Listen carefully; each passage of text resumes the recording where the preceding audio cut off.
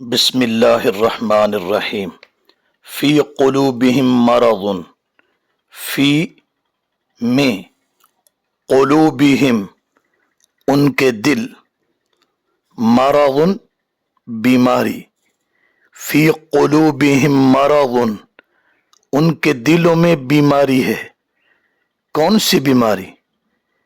نفاق کی بیماری، منافقت کی بیماری، دین حق میں شک کی بیماری۔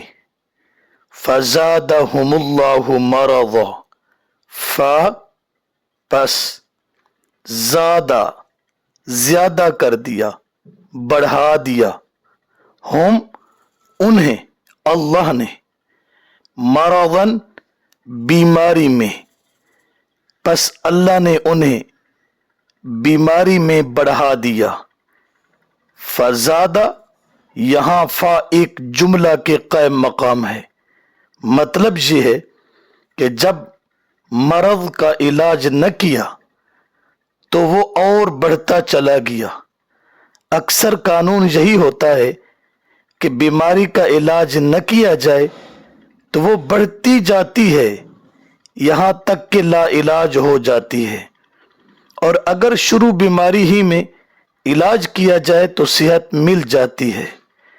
منافقوں نے اپنی منافقت والی بیماری کا علاج نہ کیا بلکہ اور اسباب نفاق بڑھاتے چلے گئے تو بیماری بڑھتی چلی گئی۔ وَلَهُمْ اور ان کے لیے عذاب عذاب ہے، علیم دردناک۔ قرآن کریم سے پتہ چلتا ہے کہ منافقین کے لیے سب سے بدترین عذاب ہے، وہ جہنم کے سب سے نچلے گڑھے میں ہوں گے۔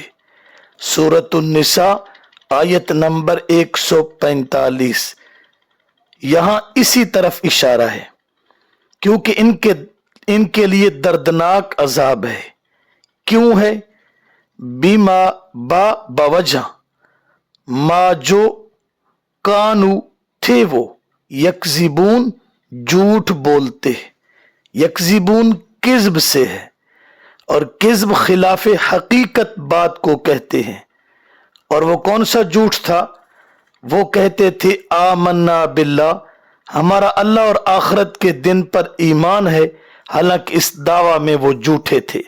ان کا خالی ظاہری زبان کا دعویٰ تھا، باطن میں اس کے قائل نہیں تھے، اس لیے اللہ نے ان کے جھوٹ کی وجہ سے ان کے لیے دردناک عذاب کی وعید سنائی ہے۔